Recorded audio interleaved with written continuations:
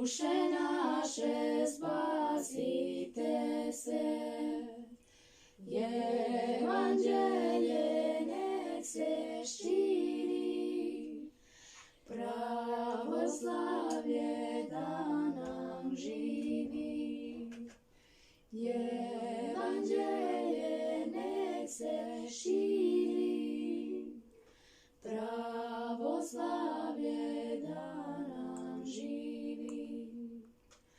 Kad nastigne muka svaka, tu je uz nas Bog.